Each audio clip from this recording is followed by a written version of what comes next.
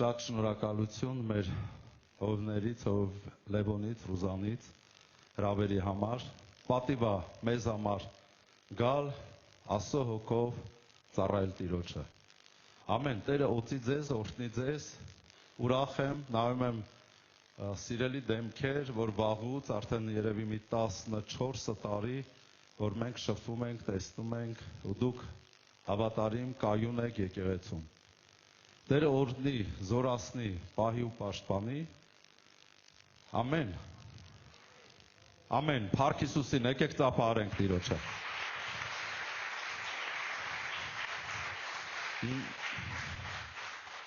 Նայում եմ ձեր դեմքերին ու սենց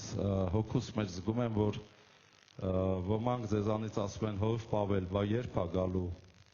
Տերը, բա վերջը սրա այսքան սպասում ենք, բա երբ է լինելու վերջը։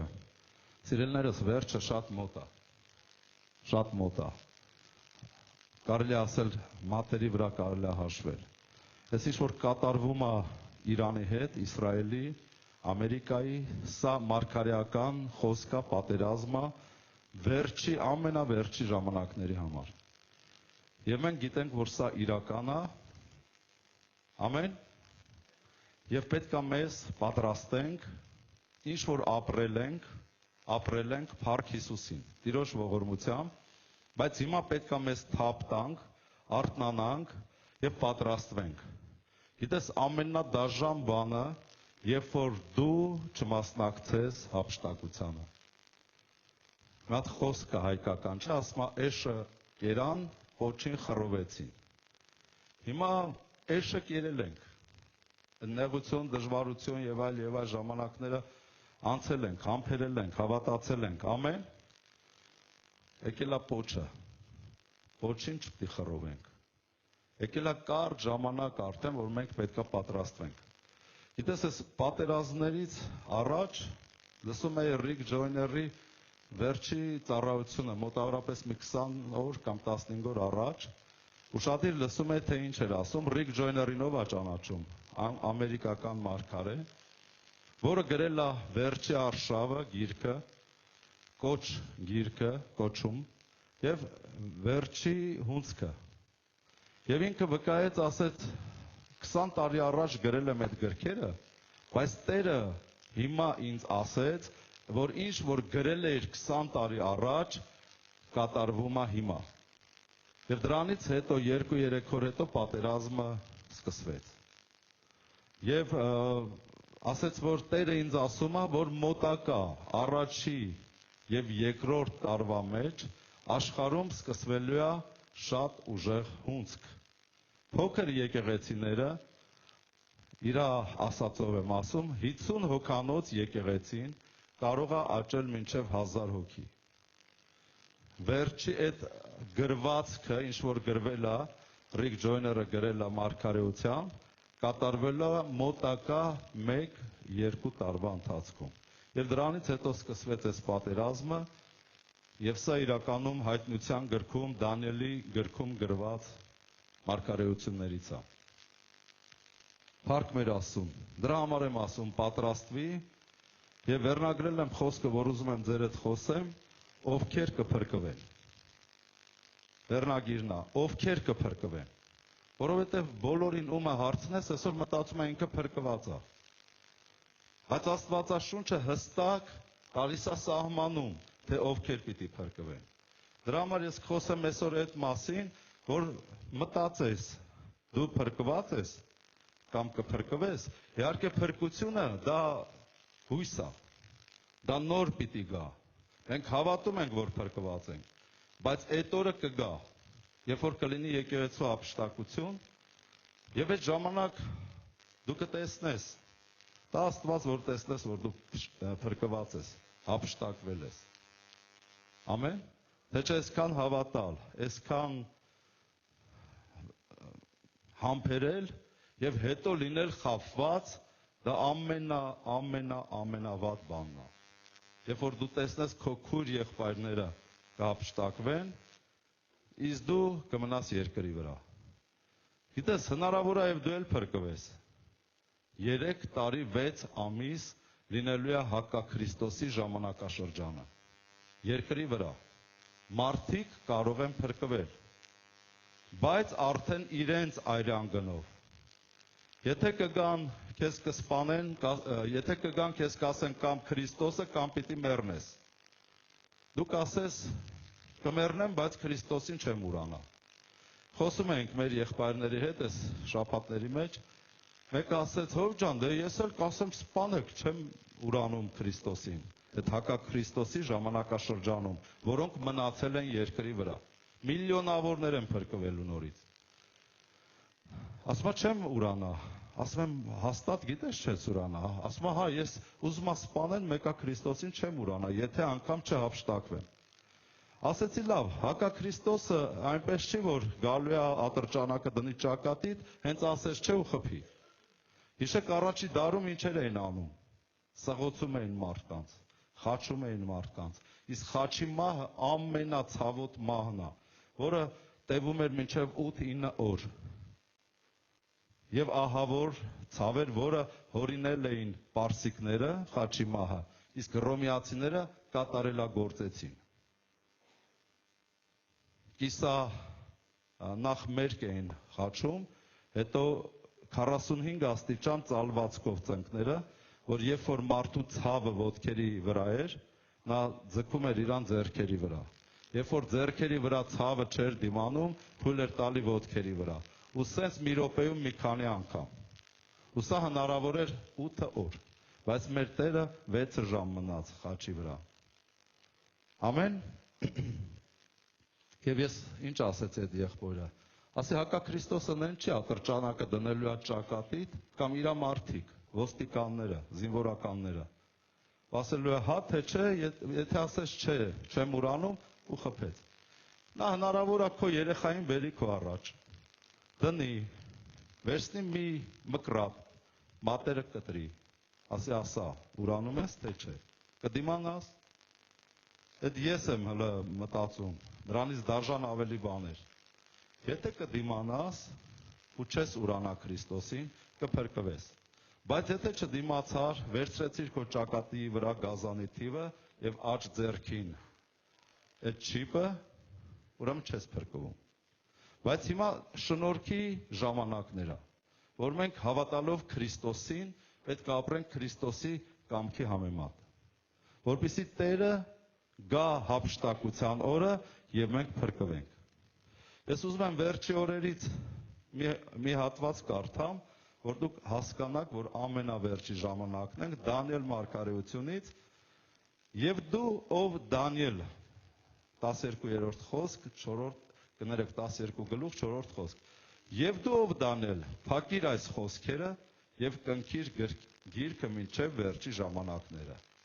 Շատերը պիտի քննեն, այս քննեն բառը ռուսերենով ասում է այս ու այն կողմ պիտի մեկնեն, կամ վերանայված թարգմանությունով Արարատի գրվածա պիտի թափառեն։ Քննելու փոխարեն պիտի թափառեն շատերը վերջի ժամանակներում։ Հիմա մեր ազգը ինչ է, թափառական է դառը ամբողջ աշխարհով մեկ։ Սա վերջի ժամանակի նշանն է։ Շատերը պիտի այս ու այն կողմ մեկնեն եւ գիտությունը պիտի շատանա։ Գիտությունը շատացել է թե չէ։ Մենակ վերջի 100-ամյակը, այս 6000 տարիների մեջ, եթե համեմատենք, այսպիսի բան գոյություն չունի։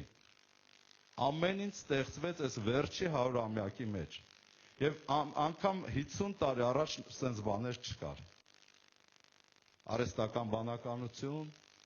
ինտերնետ եւ այլ եւ այլ եւ այլ։ Գիտությունն է շատացել։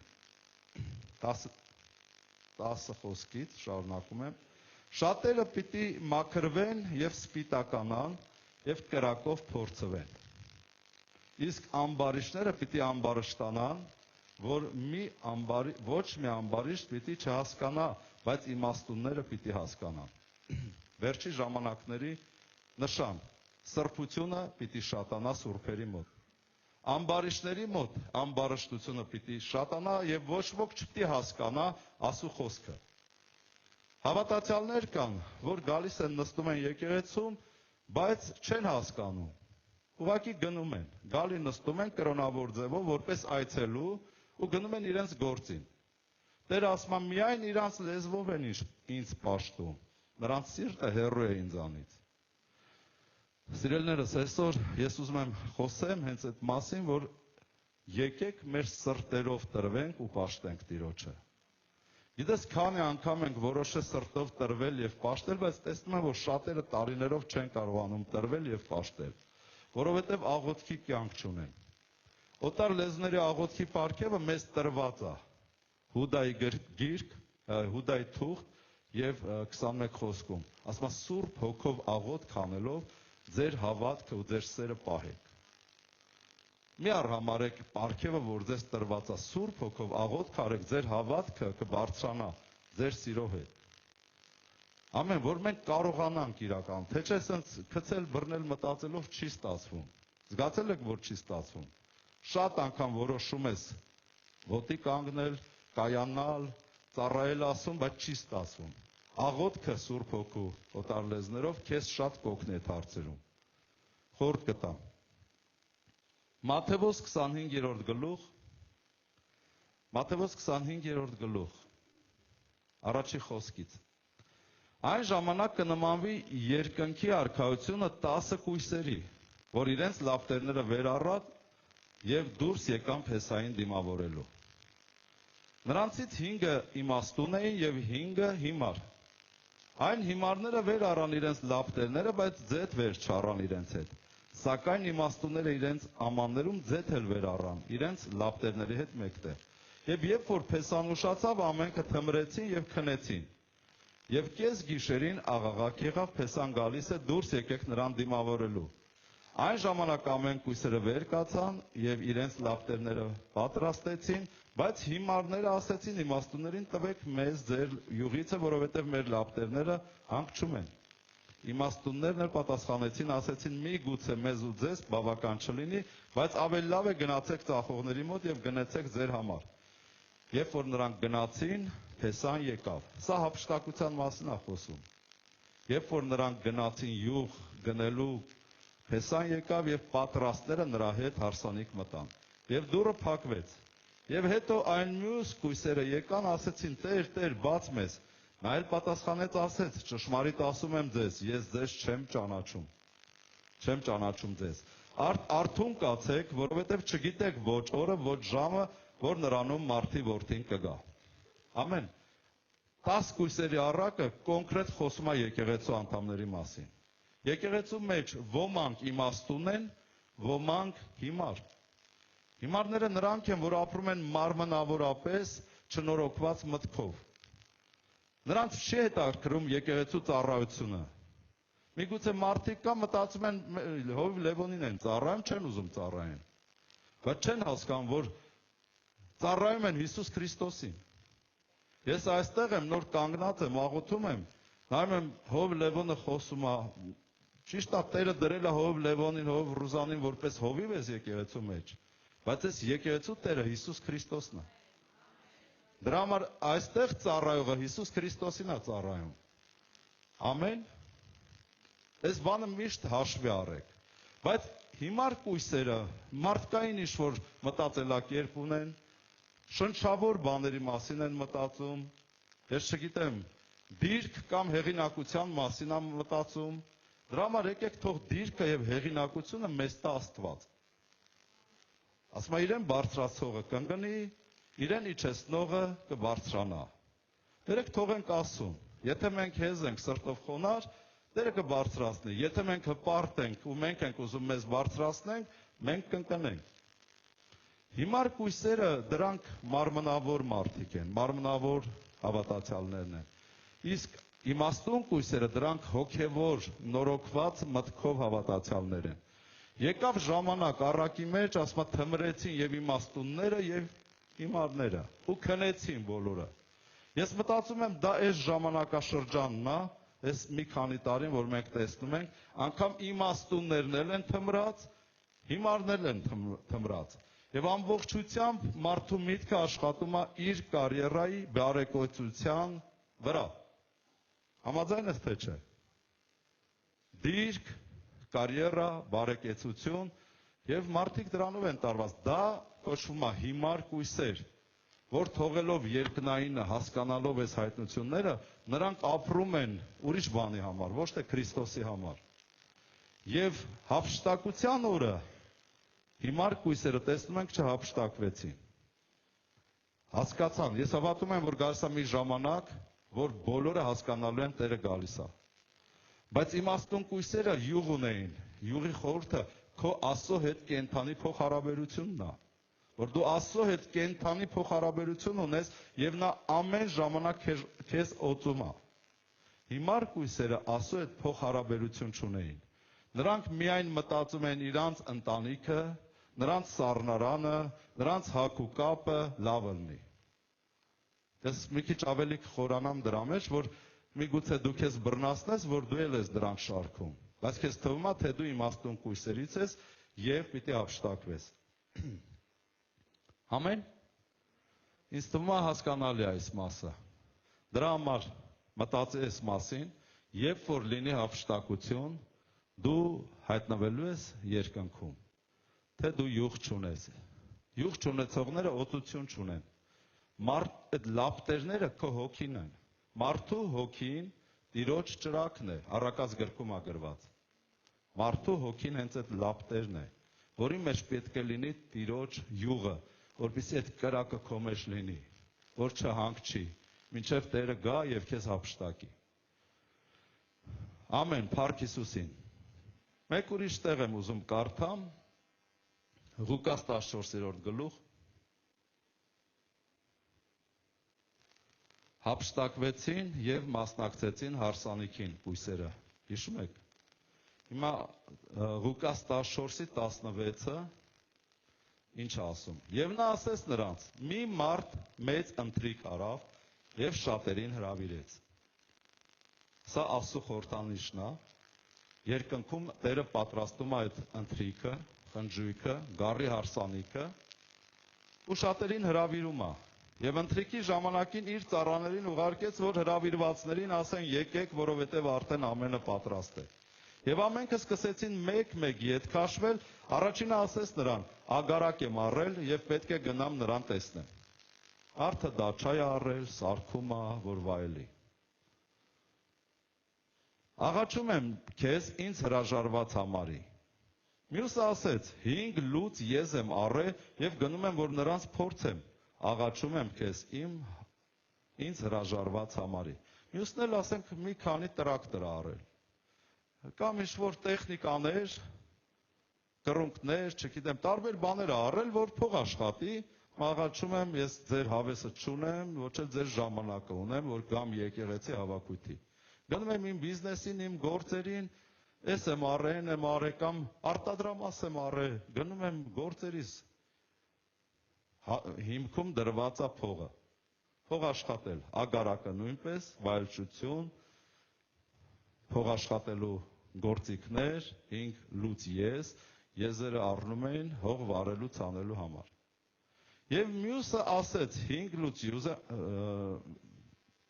լուծ եզ եմ առել, սա անցանք, եւ երրորդ տեսակը, եւ մյուսը ասեց կին եմ առել եւ նրա համար չեմ կարող գալ։ Եվ այն ծառան եկավ այս բաները պատմեց իր տիրոջը, այն ժամանակ տանտերը բարկացավ, ասեց իր ծառաներին գնացեք, հրավիրեք մնացածներին, ում կգտնեք։ Ծառաները հրավիրում են, տիրոջը ասում են 23 խոսք։ Եվ Տերը ասեց ծառային, դուրս գնացեք, 24 խոսք, որովհետև ասում եմ ձեզ, թե այն կանչված մարդկանցից ոչ մեկ իմ ընթրիքը չի շաշակի։ Պատմությունը պարզ է։ Տերը երկնքում պատրաստել է խնջույք, գառան հարսանիքին։ Եվ Տերը հրավիրել է այսօր շատերիս։ Շատերն են կանչված, բայց քչերը ընտրված։ Մարդիկ այսօր ընտրում են իրենց տուն ու տեղը, ունեցվածքը, ագարակը կամ ինչ-որ տեխնիկաները, որով զբաղված են։ Երրորդ տեսակը զբաղված էր կնոջով, ընտանիքով, վայելչություն, կյանք։ Հասկանալի է դա ինչ է։ Կին եմ առել, ասում է, գնում եմ, կներեք ինձ հրաժարված համարեք։ Սա ինչ է նշանակում։ Գիտես, շատ երիտասարդներ եմ տեսել տարիների մեջ իմ հովվական, քանի դեռ տղաները ամուսնացած չեն, սիրով ծառայում են եկեղեցում։ Մեկ էլ հենց ամուսնանում են, նայում ես քայլ առ քայլ պակասում են ծառայությունից։ Կին եմ առեք, կներեք, ես իմ կնոջ հետ, իմ հաճույքները, իմ տուն ու տեղը, իմ դարդերը գնում եմ հարցերս լուծելու։ Թողեց ծառայությունը տիրոջ տունը։ Եվ այդ տղան համարում է, որ ինքը պիտի հափշտակվի։ Սա հենց այս տղան է։ Եվ միգուցե սա դու ես կամ ինչ-որ մեկը, որ մեզ հիմա լսում է։ Շատ լավ, գեղեցիկ, սիրուն, պատանի աղջիկներ եմ տեսել, որ նվիրված ծառայում են տիրոջը։ Հենց ամուսնանում են, մեկ էլ նայում ես կորան։ Են էլ ասում ամուսին եմ առել։ Կներեք, ես գնացի իմ կյանքով, իմ հաճույքներով,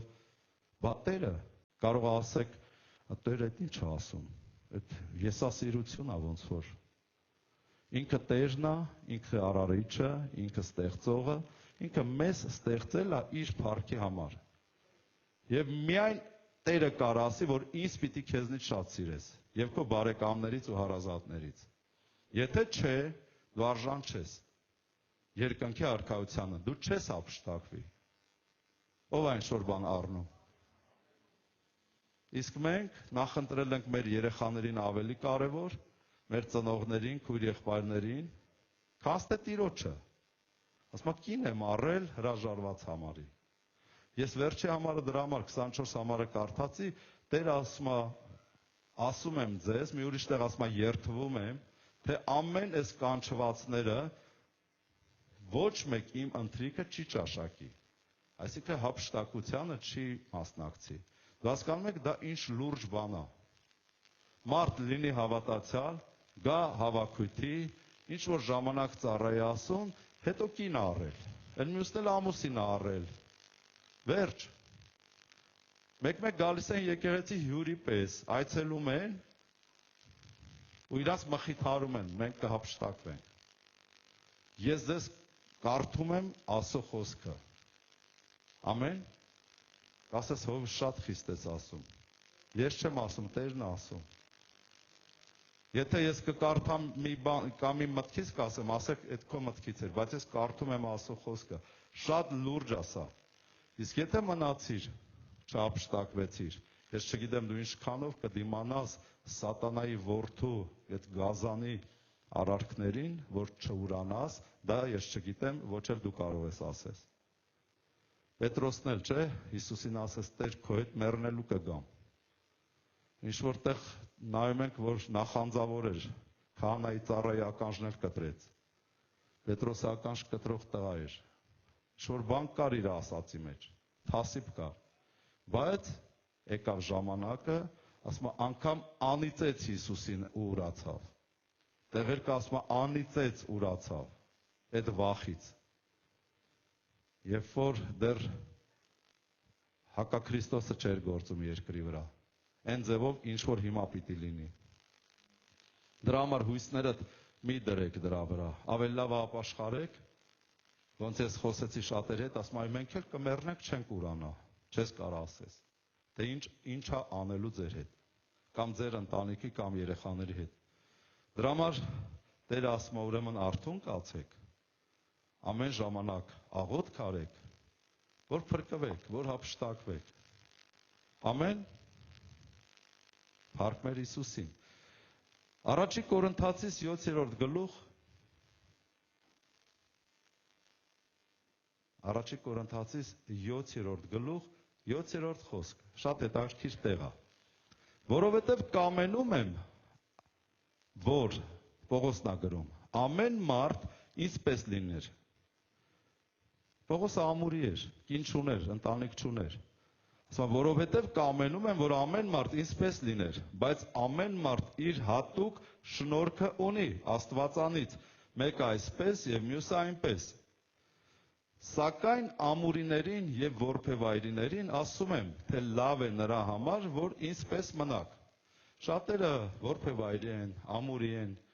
մտածում են ոնց անեմ, ամուսնանամ, տխրում են, դեպրեսիաների մեջ են ընկնում, ասում են, «Էս ինչ է իմ կյանքը», տխրում են, տրտնջում են, «Էս ինչ է իմ կյանքը», բա մարդ մի անգամ ծնվի ու սենց ապրի։ Բա Պողոսը ինչ է գրում։ Ասում է, ուզում եմ, որ ինպես մնաք, եթե ամուրի եք։ Ապա եթե ժուշկալություն չունեք, 9-րդ խոսքը, թող ամուսնանան, որովհետև ավելի լավ է ամուսնանալ, քան թե վառվել։ Եթե ժուշկալություն չկա, ավելի լավ է ամուսնացեք, այսինքն շնության մեջ որպեսի չընկնես, հետո գնաս կրակների մեջ։ Բայց եթե ժուշկալություն ունես, ուրեմն ինպես մնա, որ ծառայես Քրիստոսին։ Ամեն։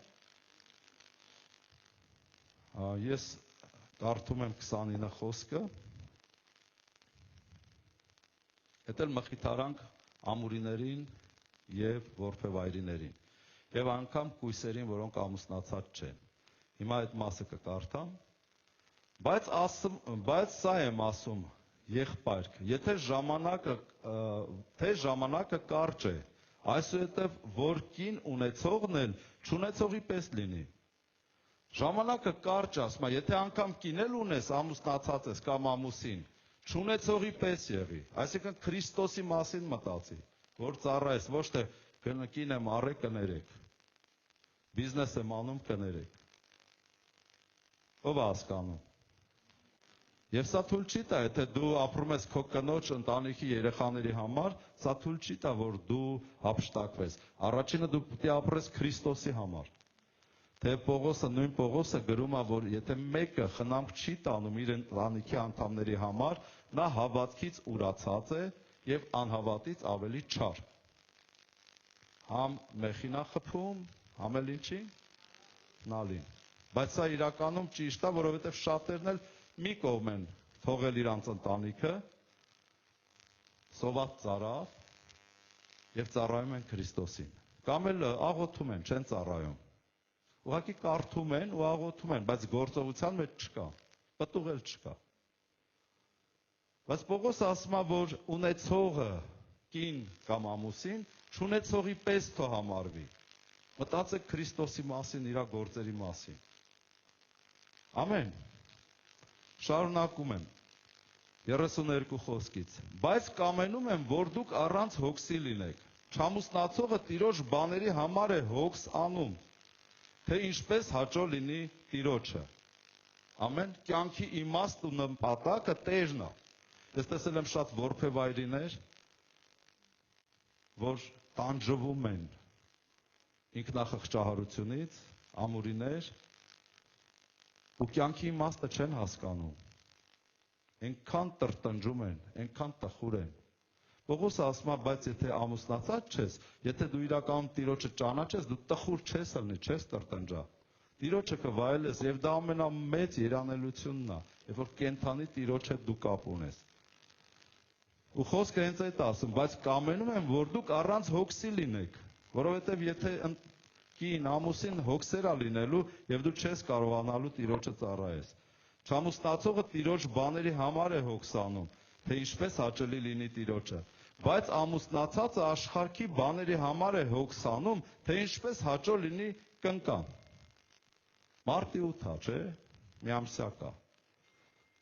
Ձեռը փող չկա, մտածում եմ լավ ինչ անեմ, մի բան առնեմ, ես իմ կինը ինձ շատ սիրի։ Բերեմ խոհանոցը սարքեմ, ես փոխեմ, այն փոխեմ, չգիտեմ, հազար ու մի հարցեր հոգսերի մեջ է, մոռացել է Տիրոջը։ Կիրակի օրը մի կերպ իրան գցում է եկեղեցի, որ հով Լևոնը տեսնի, եկել է ինքը։ Ու նորից դուրս եկավ, մոռացավ ամեն ինչ իր հոգսերով։ Հով Լևոնը շատ պահանջկոտ է ոնց որ, չէ՞։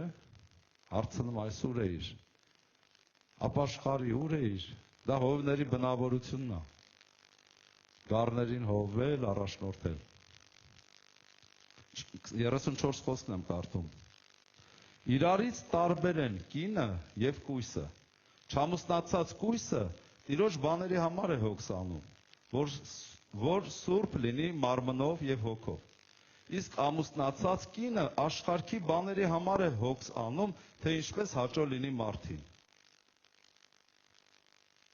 Ով է հասկանում։ Հիմա ես խոսում եմ հափշտակության մասին։ Խոսում եմ ովքեր են փրկվողները, ովքեր պիտի փրկվեն։ Հիմա դու նկատում ես ինչ-որ բան։ Ես կատակ չեմ անում, ոչ վախեցնում եմ։ Ես կարդում եմ Աստծո խոսքը եւ ինքս էլ ինձ համար եմ մտածում։ Ամեն, որպես հովիվ մենք էլ ենք մտածում մեզ համար, որովհետեւ այն խոսքը, որ մենք խոսում ենք, մենք դրա մեջ պետք է ապրենք։ Եվ բոլորիս պետք է այս խոսքը, որ մենք հասկանանք։ Ով է ինչ-որ բան առնում։ Իսկ ով է մտածում, որ համապատասխան է այս խոսքերին։ Ամուսին ունեցողը չունեցողի պես համարվի, կին ունեցողը կին չունեցողի պես համարվի, կույսը, որ ամուսնացած չի, լավ է մի տխրեք, մի տանջվեք, որ արդեն երկար տարիներ է ուզող չունի։ Տիրոջ համար ապրի։ Ոչ թե ողբա, տխրի, տրտնջա, ուրեմն պետք չի հələ որ դու ամուսնանաս։ Դրա համար ուզողը չկա։ Պետք չի տրտնջալ։ Ապրի Քրիստոսի համար, վայելի Քրիստոսին։ Ամեն։ Միգուցե Տերը թույլ չի տալի։ Ուրախ եղի Տերով ու Տիրոջը ծառայի։ Ես ասում եմ շուտով ապշտակություն է լինելու, մեր պատանիները, աղջիկները, տղաները ասում են, հովիվ ջան, շուտ չի ելը, մենք էլ ենք ուզում ամուսնանանք, երեխա տեսնենք,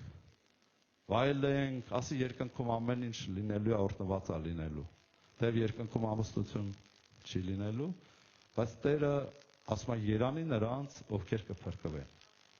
Իսկ այդ երանին արդեն շատ լուրջ երանի է։ Ամեն։ Փառք Հիսուսին։ Եկեք ծափարենք Տիրոջը։ Մի տեսակ սառը նստել, զարմացած ինձ եք նայում։ Տերը զորացնի ձեզ ամեն մեկիդ Հիսուս Քրիստոսի անունով։ Հալելույա, հալելույա։ Փառք Աստծուն։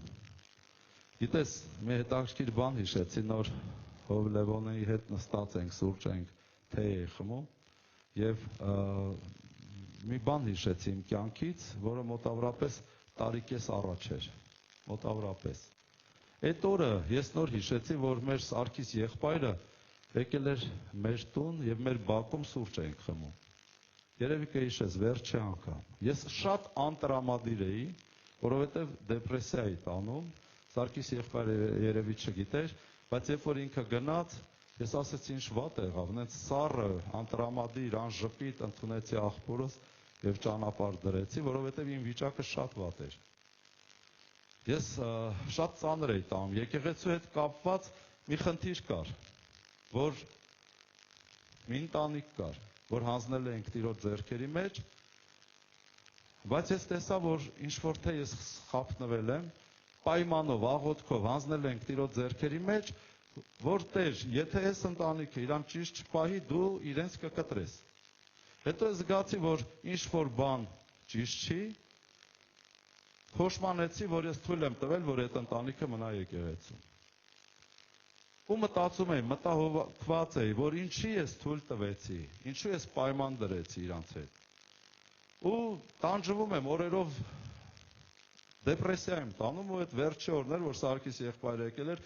այդ օրը Կարինեն, իմ զոքանչ մայրիկը, որը 85 տարեկան էր, ասում են լավ, էլի մոռացի, լավ, ես չեմ կարող ուրախանամ, ես գիշերը քնից արթնանում եմ, չեմ կարողանում քնեմ, տանջվում եմ, արդեն նայում եմ, նիհարել եմ, ծերանում եմ, սենց բոլորը տեսնում են ինչ-որ մի բան են չի իմ հետ։ Ու շատ լուրջ հոգևոր բան էր, ասեցի մինչև Տերը ինձ հետ չխոսի, ես չեմ կարող հանգստանամ, մինչև Տերը ինձ մի բան չասի, ես չեմ կարող հանգստանամ, որովհետև ես իմ աչքով տեսնում եմ ինչ է կատարվում։ Նույն գիշերը մեր զոքանչ մայրիկս, տատիկը մեր, 85 տարեկան է, ժամը 3-ի 4-ի մոտերը տեսիլք է տեսնում, որ Հայր Աստված գալիս է մեր տուն, պարզ, հենց այդ ձևով, գալիս է մեր տուն, մեր հյուրասենյակում մենք նստած ենք, տեսիլքի համեմատ, ես եմ, տղասը, աղջիկս, կինս, սենց սեղանի շուրջ նստած ենք, ու մի մարդ գեղեցիկ հագնված, բոյով, գեղեցիկ կոշիկներով, զոքանչ մայրիկիս ես դետալ առ դետալ հարցրել եմ ամեն բան։ Գեղեցիկ դեմքով, երիտասարդ, առույգ, հզոր, մտնում է մեր տուն եւ տան հենց հյուրասենյակի մեջտեղում կանգնած է եւ նայում է մեզ։ Տղաս հարցնում, ասում է, պապ, ով է այս մարդը։ Ես ասում եմ հայրս։ մեկ էլ Հայր Աստված խոսում է, ասում է բա, հայրդ ինձ բան վստահեց, չէ որ այդ ընտանիքը վստահել ենք, եթե սխալ բան անի, Տերը պետք է կտրի հեռացնի մեր եկեղեցուց։ Եվ ասում է հայրդ ինձ վստահեց, բայց հետո կասկածեց, որ ես կարող եմ։ Ու պատասխանում է, ասում է ինչա քեզ թվում ինձ է ասում է եւ քեզ հետ շատ խիստ էր խոսում։ Մեզ նայում էր ժպիտով։ Ասում է, ասաց ինչա դու մտածում ես դու երկրի վրա ամեն ինչ ավելի պարզ ես տեսնում, ավելի լավ ես հասկանում, քան թե ես երկնքից։ Եթե քեզ քո տղային մեկը մի բան ասի, դու ինչ կանես։ Ասել այս գիտեմ ինչ կանես։ Եթե քո տղան քեզանից մի բան խնդրի, հիշում եք գրված է լա, ձու խնդրի, օծ կտաս, թե կարիճ կտաս։ Ես գիտեմ, որ ասում բարի բաներ ես անելու, ապա ինչքան ավելի ես։ Եթե դու ինձ խնդրել ես, եթե հանձնել ես ինձ, դու ինչ ես կասկածում, որ ես չեմ տեսնում եւ չեմ անելու։ Ինչու չես համբերում հանդիմանելա ինձ։ Հետո ասելա դու հովիվ ես, քո հովությունը արա։ Զոքանչս պատմում է եւ դողում է։ Գիշերվա 4-ից դուրս է եկել դրսում նստելա մինչեւ օրը լուսանա։ Ասում է դա ոչ թե տեսիլք էր, դա իրականություն էր։ Ասում է այնպես հստակ, սիրուն խոսում է ու ասում է եթե դու հովիվ ես, քո հովությունը արա, քո գործը արա։ Դու ասում է մտածում եք շատ բան եք արել իմ համար։ Ինչ որ պետքա անեք, նոր է սկսվում։ Մինչև հիմա ես չեմ համարում, որ դուք ինձ համար բան եք արել։ Դուք մտածեք, թե հիմա ինչ պիտի անեք, որտեղ սկսվում է։ Հունցքը սկսվում է։ Ոչ թե խելքը տուր այդ անկապ բաներին ու զբաղվի դրանցով ու որ միտքդ կախի, դեպրեսիայի բանի մեջ ընկնես։ Այլ մտածի, թե ոնց պիտի անես, որ շուտով սկսվելու է ձեր գործը, ծառայությունը, արթնությունը, հունցքը։ Դրա մասին մտածի։ Դու հովիվ ես, ասում է, դու քո հովությունը արա։ Ասու գործերի մեջ մի խառնվի, հանդիմանել է ինձ, որովհետև ես եմ մշակը։ Հիշում եք Հիսուսը Հովհաննես ավետարան 15 գլխում ասեց ես վազն եմ, դուք ճյուղերը, հայրը մշակը։ Եվ այն ճյուղերը, որ անպտուղ են, հայրը կտրում է։ Հեռացնում է։ Ու Տերը ասել է ես եմ հեռացնողը, դու չես։ Ես եմ կտրողը, դու չես կտրողը։ Դու վստահի ինձ, հանձնի ինձ, այդ հարցի լուծումը ես եմ տալու։ Ու երբ որ պատմեց այս ամեն ինչը ինձ, սա իրականություն էր։ Դու գիտեք իմ վրա ինչ կատարվեց։ Միանգամից մտքերս պարզվեց, խաղաղությունը, ուրախությունը եկավ, իմ դեմքը, կյանքը փոխվեց, ես սկսեցի ավելի ուրախանալ։ Եվ եկավ մի ժամանակ, որ Աստված ասեց հաջորդ շաբաթ ես կտրելու եմ։ Նրանք ձեր եկեղեցում չեն լինելու։ Եվ սիրով խաղաղությամբ մենք ճանապարհեցինք այդ ընտանիքը։ Ու ես խաղաղացա, ուրախացա, որովհետև բաներ կա, սիրելիներս, ոչ ոք չի կարող իմանալ, եթե Աստված թույլ չտա։ Երբեք չես կարող իմանալ այդ ժպտերես գեղեցիկ աշկերի տակ ինչ հոգի է թաքնված։ Մինչև չընկնես այդ ոգու ձեռը, այդ ժամանակ կիմանաս։ Ու ես դա զգում էի, իմանում էի, եւ մարգարեություն կար 3 մարգարեություններ, եւ Տերը այդ հարցի լուծումը տվեց։ Ամեն, Փառք Հիսուսին։ Չգիտեմ, ուղղակի Սուրբ Հոգին մի քիչ առաջ ինձ ասեց, որ ես խոսեմ այս մասին։ Թարք մեր Տիրոջը։ Ուզում եմ կարդամ Հովելից, Հովել առաջի գլուխ։ Առաջի գլուխ 4-րդ խոսք։ Խառնիճից մնացածը մորեխը կերավ։ Խառնիճը ինչ էր։ Թրթուրի պես ворդ, որ տերևներ աղտում ծառի վրա։ Խառնիճից մնացածը մորեխը կերավ։ Ինչ որ ծառի վրա թողեց, այդ տերևները կամ ինչ որ ցողունը կերելա ծառի, Ինչ էլ թողելա մորեխը կերավ։ Մորեխից մնացածը ջորյակը կերավ։ Ջորյակը նույնպես ворդ է, ուրիշ տեսակի ворդ։ Եվ ջորյակից մնացածը Երևիելը կերավ։ Երևիելը դա ժուկն է։ Ժուկ, գիտեք։ Զարթնեցեք, ով արփածներ, եւ լացեք, եւ ողբացեք, ով ամեն գինի խմողներ, քաղցուի համար, որ կտրվել է ձեր բերանից։ Որովհետև մի ազգ է վեր եկել իմ երկրի վրա, զորավոր եւ անթիվ, նրա ատամները առյուծի ատամներ են եւ մատակ առյուծի ժանիքներ ունեն։ Նա իմ որդը ավիրեց, խաղողի վազը, թզենիս կոտրատեց, բոլորովին պլոկեց, դեն գցեց, նրա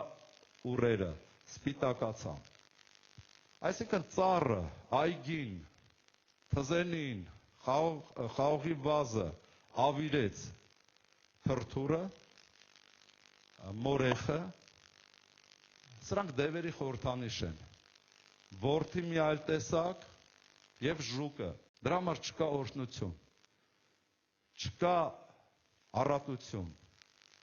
չկա առաջ խաղացում, Տեր ասում արթնացեք, թմրել եք, նստել եք, կրոնավոր եք դարձել, ոնց ասեմ, անմիտ հոգևորներ, որ միտքդ չի նորոգվում, որ դու շնչավոր ես, մարմնավոր մտածելակերպի մարդ, իսկ ինչ ասում Հռոմեացիս 8-րդ գլխում 13 խոսքը, ասում է, եթե մարմնավորապես ապրենք, կմեռնենք, բայց եթե հոգով սպանենք մարմնի գործերը, կապրենք, պետք է Աստված մեզանից պահանջում է լիարժեք նվիրվածություն, ոչ թե ձեռի հետ, մի քիչ կինս, ոնց? Մի քիչ կինս, մի քիչ ամուսինս, մի քիչ երեխաներս, դուք հասկանում եք ինչ եմ ասում, այսօր շատերը այստեղ չեն, շատերը մեր եկեղեցում էլ չեն, շատերը մեր Երևանի կյանքի խոսք եկեղեցում էլ չեն, երիտասարդները ուր են, են ջերմեռանդ երիտասարդները ծառայող ուր են, ամուսնացել են, կներեք կին եմ առել, կներեք ամուսին եմ առել, կներեք մենք գնացինք, Աստծո խոսքը դրա համար ասում է, նման մարդիկ չեն հափշտակվի, ով է հասկանում, մտածելու տեղիք է չէ տալի, դա Աստված, որ շատերը լսեն,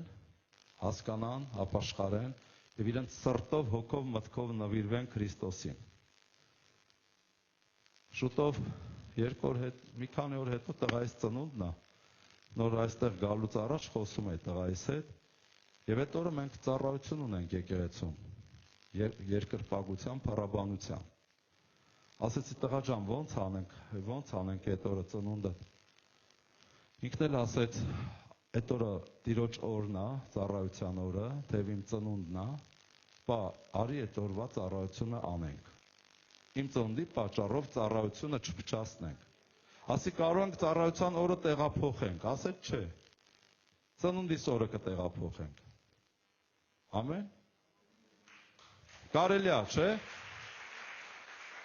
Աստված հենց սենց է ուզում, որ քո համար կարևորություն լինի Աստծո գործը, ծառայությունը, ոչ թե ծնունդը, կնունքը, իմ միակ տղեն է։ Ասի ճիշտ է, Աստծո գործը մենք պիտի անենք։ Դա ավելի կարևոր է, քան թե ծննդյան արարողությունը։ Փառք մեր Հիսուսին։ Սիրելիներս, այս ձևով պետք է մտածենք եւ ապրենք։ Թեև թվում է դե կարևոր չէ, հիմա եկանք, երգեցինք, նստեցինք, լսեցինք, ինչա չենք լսե, կամ YouTube-ով լիքը ծառայություններ կա կնայենք, էլի։ Սատանան երբեմն խոսում է այստեղ։ Ինքն է քեզ համոզում, որ փող զիջման գնաս։ Մի խափնվի։ Եթե քո եկեղեցու ծառայությունն է, դու պետք է լինես այդտեղ։ Աստված սպասում է քեզ։ Աստված նայում է քո սրտին։ Հիշում եք Եսայա մարգարեի 58-րդ գլուխ վերջի 3 համարը։ Եթե չգիտեք, չեք կարդացել, ուղղակի կարդացեք։ Եթե, ասում է, դու ոտդ հետ քաշես այդ օրը, որ քո բաղձանքը, ուրախությունը, ծնունդը, կնունքը, ես չգիտեմ, չանես, հանգստյան տուն, չգիտեմ ես ինչ տեղերը չգնաս, այլ այդ օրը պատվական համարես, որ գաս իմ առաջ, հլա ասեմ ավելի քո ձեռքի զոհն էլ պատվական համարես, որ պիտի զոհես, ապա ես քեզ կբարձրացնեմ երկրի ամենաբարձր տեղերը եւ քեզ կկերակրեմ քո հավատքի հայր Հակոբի օրհնությունները, Աբրահամի օրհնությունները, կգա քո կյանքի մեջ առատությունը, ամեն, եթե այդ օրը դու պատիվ տաս ու լինես իմ տան մեջ, Փառք Հիսուսին, բայց այդ օրը մարդ գիտեմ ասում է մորքուրիս աղջկա հարևանի ծնունդն է, գնանք մի կտոր տորթ ուտենք, հավաքույթի չեմ գալ, վերջ, դու փչացրեցիր քո օրհնությունները, դրա համար չի գալի այն ինչ որ սպասում ես, ինձ երբեմն ասում են հովիվ ջան, բա այսքան աղոթում ենք, բա ուր է, բա ինչի չի գալի, այ բալամ ասում եմ, դու հպարտ ես, մեծամիտ ես, նախանձ ես, մի քիչ էլ օծոտ ես, բա որտեղից գա, օծը գրկեն նստել ես, մեկին հանգարց մի հատ լավ բան լինի, դու ողբում ես, լացում ես, տանջվում ես, բա ինչի ինձ չէ լավ, բա ինչի իրան, որովհետև դու օծոտ ես, օծով բռնված, այ դրա համար չի լինում, դե արի ասա կնեղանա, չասես էլ չի լինում, ասես նեղանում են, ինչ եք ասում, չէ, ինչի, ես այդ մարդը չեմ, այ բալամ, ես գիտեմ դու ով ես, դու այդ մարդն ես, հենց այդ մարդն ես դու, քեզ պետք է ապաշխարել, հեզության, խոնարհության հոգին ընդունել ու Տիրոջը հետևել, որ Տիրոջ հոգին քեզ սկսի օրհնել, ամեն, Ղուկաս, ինչի համար, լավ, Հովանես 9-րդ գլուխ 31 խոսքը, կարդամ, գրված է, որովհետև Աստված ամբարիշտներին չի լսում, բացեմ ավելի լավ է, Հովանես 9:31 Եվ գիտենք, որ Աստված մեղավորներին չի լսում, այլ եթե մեկը աստվածապաշտ է, ով է աստվածապաշտ, բոլորս չէ, են մնացածը ոնց որ աստվածապաշտ չեն, մի ալարեք հլը, Տերը օրհնի ձեզ, աստվածապաշտ եք, տեսեք, գիտենք, որ Աստված մեղավորներին չի լսում, եթե մարդիկ մեղքերի մեջ են ապրում, այլ եթե մեկը աստվածապաշտ է և նրա կամքը կատարում է, նրան լսում է, եթե աղոթում ես չի լսում, ուրեմն մի բան կա, Եղիան աղոթեց ընդամենը մի քանի վայրկյան, ասաց Տեր թող կրակը իջնի և այս զոհը լափի, կրակը իջավ և զոհը լափեց, իսկ այն մնացածները առավոտից մինչև կեսօր աղոթում են, ոչ մի բան չէր լինում, միգուցե քո կյանքում էլ ինչի մի բաներ կա, որ խնդրում ես չի լինում, միգուցե այն չի, միգուցե աստվածապաշտ ես, բայց Աստծո կամքը չես կատարում, քո կամքն ես կատարում, որովհետև քո սիրտը քեզ երբեմն բաներ է պահանջում, դու էլ դրա այդպես ապրում ես, ու մարդ մտածում Աստված էլ իր խելքին է, էլի, կարելի է սենց ապրել կոմֆորտով, հաճույքներով, չգիտեմ ինչով, մարմնավոր, Աստվածը կտա էլի կխնդրենք, խնդրում են տարիներով չի տարի, հով ջան, բա ինչի չի ըլնում, մի տղա ասեց հով Պավել ձեր եկեղեցու հասցենք ասեք գամ, ասի իսկ ինչ ես ուզում գաս, ասում մեր եկեղեցին անկապ եկեղեցի է, ասի ինչի, ասում ոչ մեր հովիվն է օրհնված, ոչ էլ մեր ժողովուրդը, բայց ես գիտեի ինքը ով է, Խաբեբա Սրիկայոտ եղբայր էր, որ անձամբ ինձ էլ էր խաբել, ասի մի արի, զուր է քո հովիտ չի, ու քո եկեղեցուց չի, դա քեզանից է, քո սրտից է, ասեց ինչի, ասի որտեղ դու խաբեբա ես, ինձ ինչքան արդեն ամիսներ ու տարիներ, ես բիզնեսի գործ եմ անում նաև, ինձ դու մեծ թիվ ես պարկ, ու խաբում չես տարի, ասեցի բոլա, որ դու այդ վիճակի մեջ ելնես, ամեն, կան սենց բաներ, կան, Ղուկաս 13-րդ գլուխ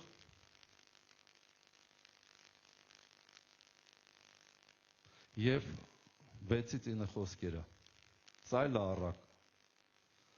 Այս առակն էլ ասեց. մի մարդ իր այգու մեջ մի թզենի էր տնկել եւ եկավ նրա վրա պտուղ որոնելու։ Ջորյակը, երևելը, կերել են։ Չկա, պտուղը չկա։ Պատկերացրեք ձեր այգին, ով այգի ունի։ Ես էլ ունեմ։ Պատկերացրեք մի ծառ ենք տնկել, ես ունեմ, որ տարիներով, 3-4 տարի ոչ պտուղ, ոչ ծաղիկ, ոչ մի բան։ Այնքանա որ պետքա բուժանյութ անենք, սրսկենք, ջրենք, ամել տեղա գրավում այգու մեջ։ Նույն պատմությունն է։ Ուրեմն եւ եկավ նրա վրա պտուղ որոնելու եւ չկա։ Եվ այգեպանին ասեց, ահա 3 տարի է որ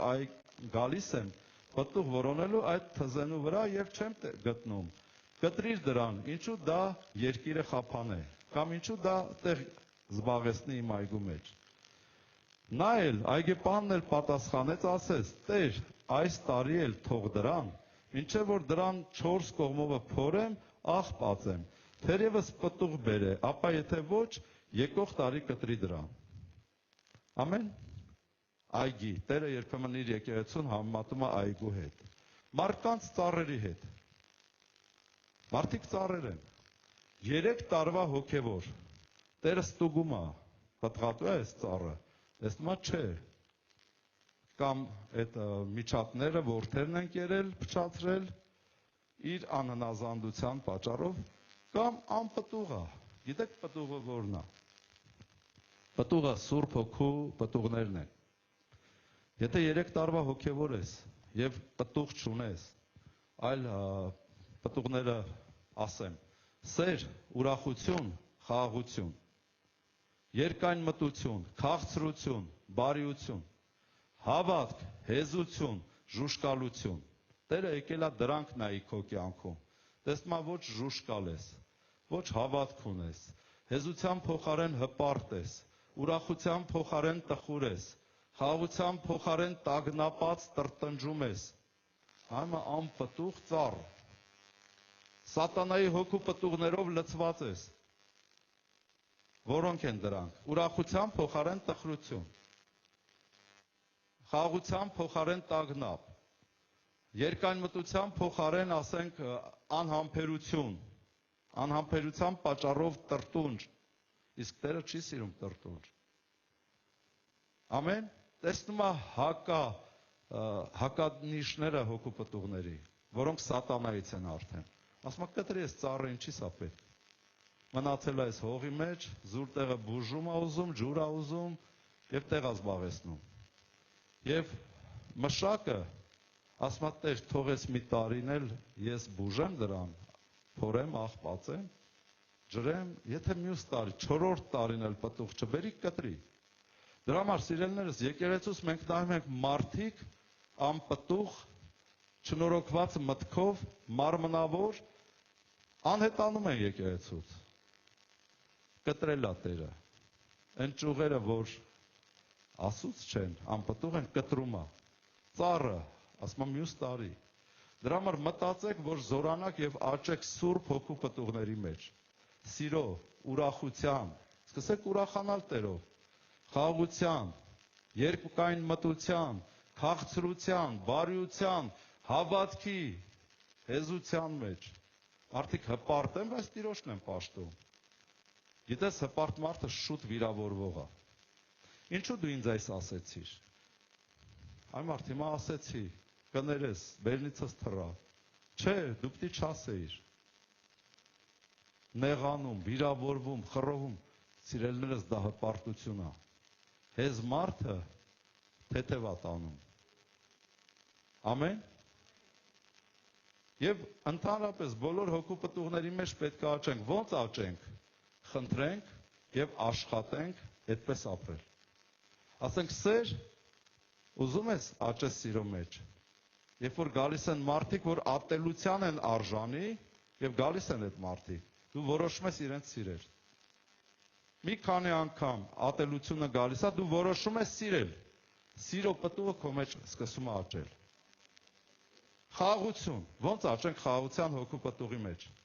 Երբ որ տագնապ, վախ, անհուսությունը գալիս է քո դուռը, դու որոշում ես Աստծով խաղաղվել։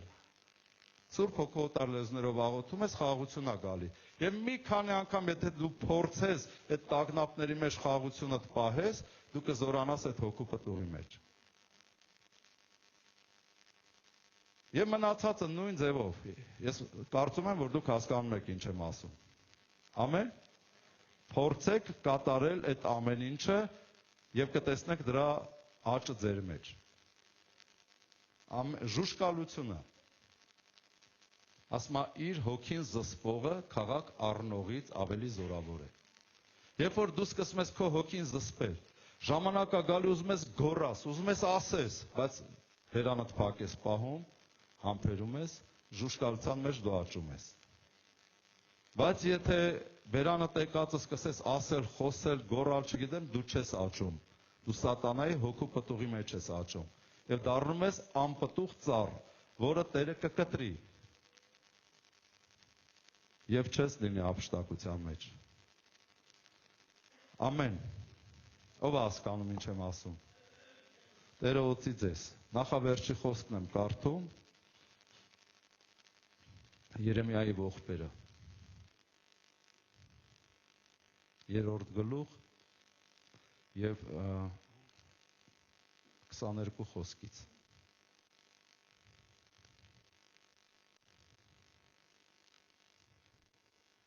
Տիրոջ ողորմություններն են, որ չվերջացանք։ Ամեն։ Իրականում այսքան բան սովորելով, լսելով, ու ասում ենք Տեր, բայց մենք այսքան թերի ենք եղել այս ամեն ինչի մեջ։ Ու խոսքը ասում է Տիրոջ ողորմություններն են, որ չվերջացանք։ Որովհետև չպակասեց նրա գթությունները։ Նրանք ամեն առավոտ նորանոր են։ Մեծ է քո հավատարմությունը։ Օրինակ, ով է հավատում, որ ինքը ամեն առավոտ նորանոր է լինում։ Եթե նորանոր չլինենք, ես չգիտեմ հիմա ինչ ենք եղել։ Տերը ամեն օր մեզ նորանոր է անում։ Պատկերացրեք մատդ կտրվեր ու առավոտը մնար այդպես։ Ամեն։ Կամ երեսիդ մի բան լիներ ու միշտ մնար այդպես։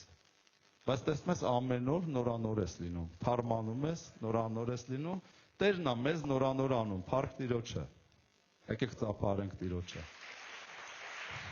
Փառք ես Տեր։ 24 խոսքն եմ կարդում։ Իմ բաժինը Տերն է, ասեց իմ հոգին, սրա համար նրան եմ հուսալու։ Բարի է Տերը իրեն հուսացողներին, այն անձին, որ նրան որոնում են։ Ում համար է բարի Տերը։ Չէ, ստե գրված է բոլորիս։ Ձեռ է տալի բոլորիս, ասենք բոլորիս։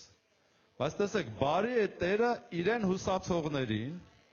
այն անձին, որ նրան որոնում է։ Որոնող անձին, որոնք որոնում են Տիրոջը, ոչ թե կուշտ են Տիրոջից, այստեղ է հասե։ Որոնում են հաճույքները, նյութականը, որովհետև գրված է, չէ, որ վերջի ժամանակների հավատացյալը լինելու է ցանկասեր, արծաթասեր, ապերախտ, ամբարտավան, առաջի Տիմոթեոս, կներեք, երկրորդ Տիմոթեոս, 3-րդ գլուխ 1-ից 5 խոսքերը։ Այստեղ գրված է, թե վերջի ժամանակների հավատացյալները ոնց պիտի լինեն։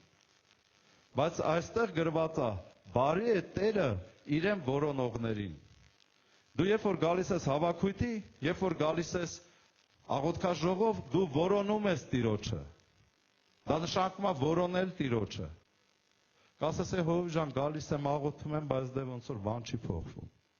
Մի քիչ քննի քո անձը, բայց շարունակի որոնել Տիրոջը։ Ուղղի քո անձը։ Եթե դու սկսես ծառայել ու անել այն ինչ որ Տերը խոսում է, եւ քո սրտի հարցերը լուծել, քո աղոթքները կսկսի աշխատել։ Նոր կարդացի, Աստված մեղավորներին չի լսում։ Ուզում եմ ամիսներով ծոմ պահես, չի լսում։ Բայց ովքեր Աստծո կամքը կատարում են, նրանց է լսում եւ պատասխանում։ Եվ Աստված բարի է քեզ համար, եթե դու որոնում ես Տիրոջը։ Դու արթնանում ես, գոհանում ես, փառավորում ես, շնորհակալություն ես հայտնում։ Քեզ թվում է Աստված չի լսում։ Տերը լսում է։ Տերը տեսնում է, փառք Հիսուսին։ Եվ օրհնյալ լինի մեր Աստվածը։ Այստեղ մի տեղ կար, ես կորցրեցի ուղղակի 30 գտնեմ հենց նույն գլխի մեջ է։ Հա, 38-ը։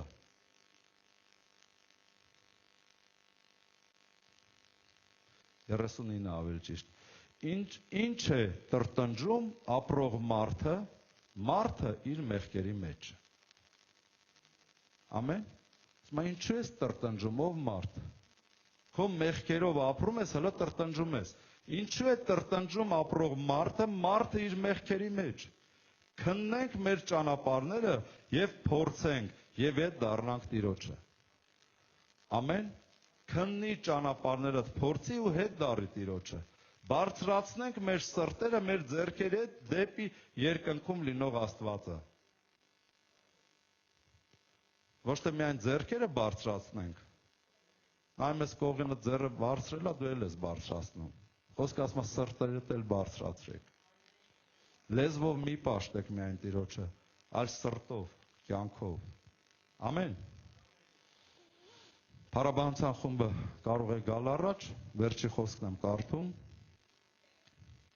Ես մտածում եմ ինչ-որ բան առակ, սիրելիներս։ Փառք Տիրոջը։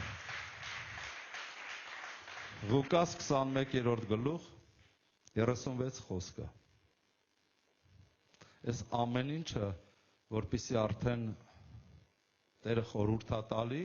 ինչ պետք է անենք։ Ուրեմն արթուն կացեք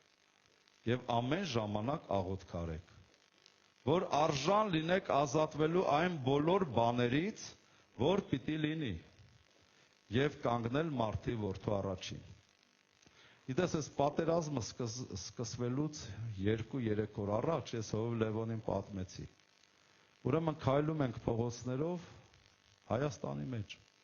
Տեսնում եմ փողոցները աղետ է, թե պատերազմա, թե տրաքացրել են, չգիտեմ։ Բայց տեսնում եմ փողոցները քարուքան դեղած։ Շենքերը մեկը կա, մյուսը չկա, տրաքված, թե փլված։ Ու անձրև է գալի, եւ ես մի 10 հոգու հետ քայլում եմ, մեկ էլ տեսա Հովիվ Լևոնը, Հովիվ Լևոնն էլ իմ հետ քայլում ենք ու խոսում ենք։ Երազի տեսիլքի մեջ։ Ասում եմ, Տեր ջան, այս ինչ կատարվեց։ Բա լավ չէր առաջ, փողոցները սիրուն, սարքած, շենքերը կայուն, գեղեցիկ, այս ինչ է, շենք չի մնացել, կիսաքանդած, քանդված փողոցներ։ Գիտես, աշխարհի վրա հələ լուրջ բաներ կա կախված, այս ինչ որ սկսվել է, հնարավոր է շատ մեծ խմորը ջուր քաշի, այս խմորը, Իրանում, Իսրայելում, սա լուրջ պատմություն է, մենք սենց արխային սիրով նստած Փառք Հիսուսին, վայելում ենք կյանքը, բայց տեսեք Իսրայելում ինչ է կատարվում, եւ սա մարգարեություն է կատարվում, այս վիճակի, այս ուժգնությամբ պայթուններ, եւ 2 օր հետո, տեսիլքից հետո սկսվեց այդ ամեն ինչը, Հովիվ Լևոնին էլ եմ պատմել, եւ Տերը խորհուրդ է տալի, ուրեմն արթուն կացեք, հոգեվոր աղոթքներում արթուն կացեք, ամեն ժամանակ աղոթք արեք, որ արժան լինեք ազատվելու այն բոլոր բաներից, որ պիտի լինի։ Մենք չգիտենք առջևում ինչ պիտի լինի։ Տերը ասում է աղոթեք, որ արժան լինեք փրկվելու այդ բաներից։ Ձեր ընտանիքներով եւ կանգնել մարդու որդու առաջին։ Այլ խոսքերով ասած եւ հափշտակվել ճիշտ ժամանակին, երբ որ եկեղեցին կգնա։ Ամեն։ Ուրեմն արժե արթուն լինել։ Արժե մտածել, մեզ թափ տալ, ոտի կանգնել։ Երբեմն, գիտես, որպես Հովիվ ասում եմ, ես էլ մարդ եմ։ Երբեմն այնքան դժվար է իմ համար աղոթել։ Ընդհանրապես հավես չունեմ աղոթելու, երբեմն։ Բայց ինձ ստիպում եմ։ Ասում եմ ոտքի կանգնի Հիսուսի անունով։ Աղոթում եմ օտար լեզուներով։ Հեչ աղոթքս չի գալի։ Գիտես դա ինչն է, մարմինն է քո, չի թողում։ Բայց երբ որ մի քանի րոպե, ընդամենը 2, 3, 4 րոպե աղոթում եմ ստիպելով, ճեղքում է գալու, ես սկսում եմ աղոթել արդեն առանց ջանք գործադրելու։ Խորհուրդ կտամ, ստիպի քեզ ոտի կանգնի աղոտ քարա, որ զորանաս եւ դառնաս Աստծո մարդ, իրական հավատացյալ, որ մասնակցենք հափշտակությանը։ Աստված օրհնի ձեզ։ Եկեք փառաբանենք, երգենք